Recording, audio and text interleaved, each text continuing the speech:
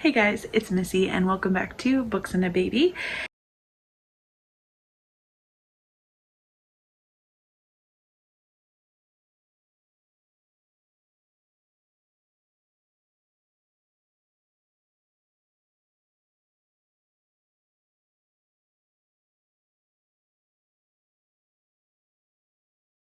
If this is your first time here, welcome to the channel.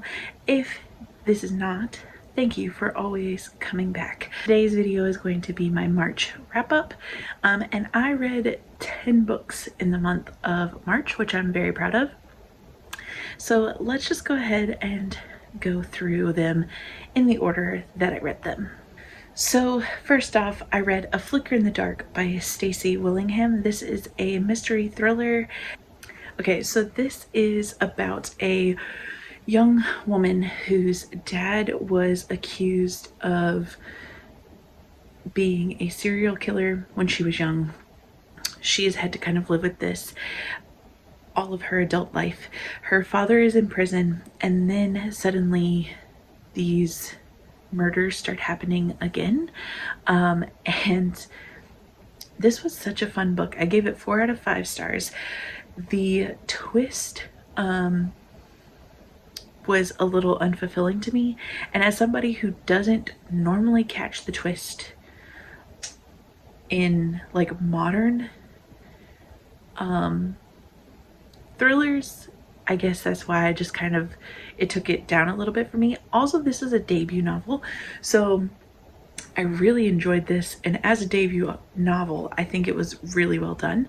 But also, there were some things about the setting in Louisiana that just didn't feel authentic to me, because as someone who has lived in Louisiana my whole life, I felt like some of the ways that certain characters talked about where they were living just didn't match up with where that place really is. So anyways, I enjoyed it. I will be picking up her other book, but I gave it 4 out of 5 stars. So if you like thrillers with like a serial killer aspect, check it out. So next I read The Testament by Margaret Atwood. I gave this one 2 stars because I was very underwhelmed at this novel. This is the second book in the Handmaid's Tale series, and while I was excited to see where this might have gone, it really just didn't work for me. I love the Handmaid's Tale TV show, and you can definitely tell that this is where some of those things we're trying to pull from was like the popularity of the TV show. Because Aunt Lydia is like a big part of this book, but her character annoyed me, and not in the good way like she does in the show. So I was just very underwhelmed. This took me forever to read, which also lowered my enjoyment because I just could not get into it.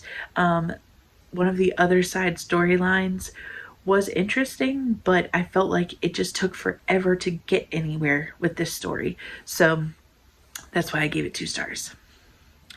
The next book that I read was The Dragonette Prophecy by Tui T. Sutherland. This is a middle grade book about dragons, and I thought it was really cute. My niece read this one and loved it, so I decided I would try it out. And the characters being dragons themselves and like being a part of this whole prophecy was so much fun. I enjoyed it. I gave this one 4 out of 5 stars and would be open to reading more from the series. The next book I read was The Littlest Wartime Library by Kate Thompson. This is a book that I got from NetGalley, and I loved this book. It's set during World War II, after bombings have happened and people are living in the train tunnels in London. And we have our main character who is a librarian in this underground world. And I loved this story so much. getting to see life in like this remote place that was also a part of a bigger place of London was just so interesting, and how they all banded together and really took care of one another was just so heartwarming. This is one of those books that, while it does cover some intense topics, it just felt like a warm hug to me, and I loved it for that. So I gave that one 5 out of 5 stars. Then we have Rogue Protocol and Exit Strategy by Martha Wells. These are two novellas in the Murderbot series. So this was book novella 3 and 4, and I loved them. Murderbot is so entertaining to me. I have figured out that this is kind of the type of sci-fi that I really enjoy, is this like cozy sci-fi where there aren't a whole lot of like stakes, but Murderbot does have some. But it's just like really cute found family aspects of things, and it's really funny. So if you like sci-fi, I highly recommend checking out the Murderbot series by Martha Wells. The next one I read was Saga Volume 1. Now this was a reread, and this is by Brian K. Vaughan and Fiona Staples, I think. I'll have the cover. So this is a story about these two alien races who aren't supposed to like each other, but then they fall for each other and they run off and they have a baby together. And this was just the first book in the series, and I love this. I forgot how much I loved it, and I want to keep reading. This was another 5-star for me this month, and I just can't wait to get back into more of Saga.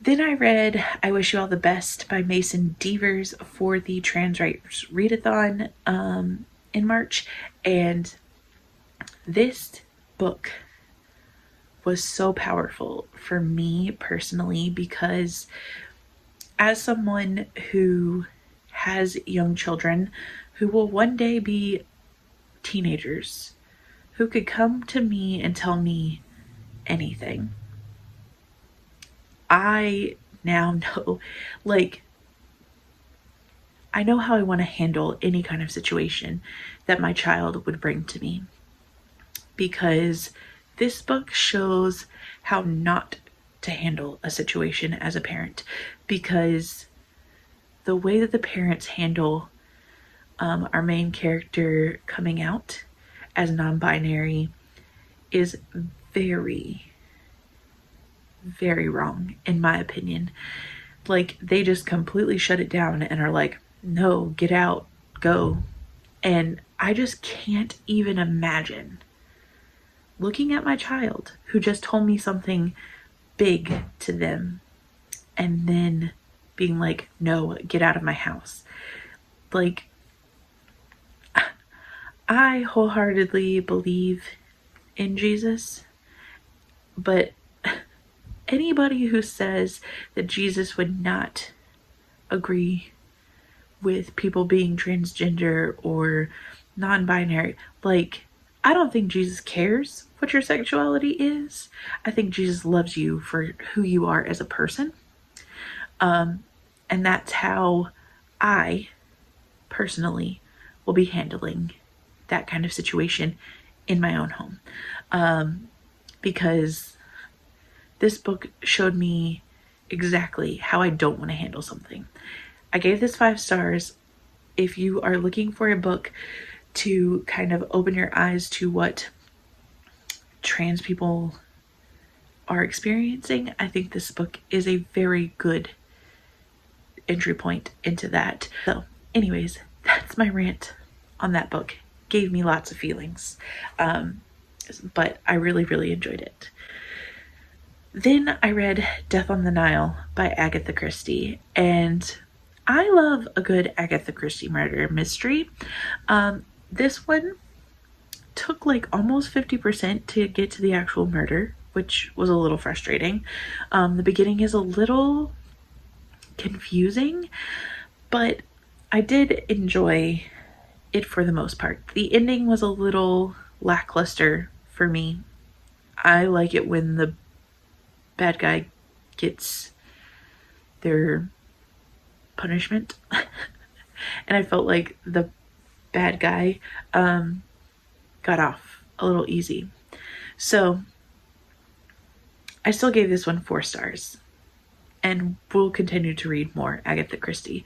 But yeah, this one was just a little lackluster for me, I think. And Then There Were None is still my favorite of Christie's books that I've read so far.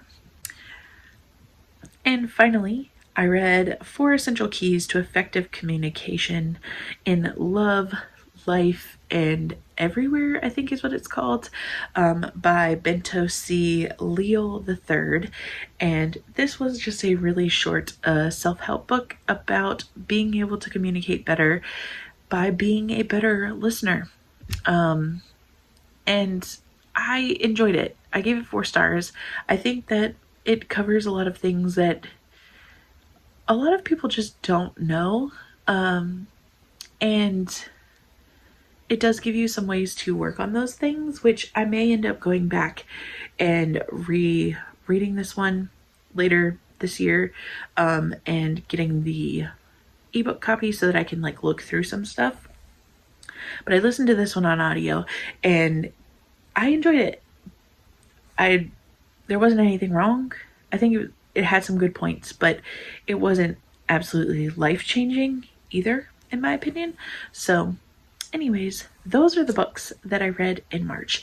If you read any of these books, please let me know down in the comments below what you thought of them.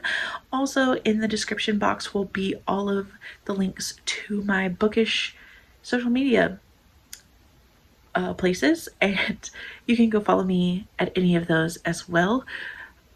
And I hope you enjoyed this video. If you did, please give it a thumbs up. It really does help my channel grow.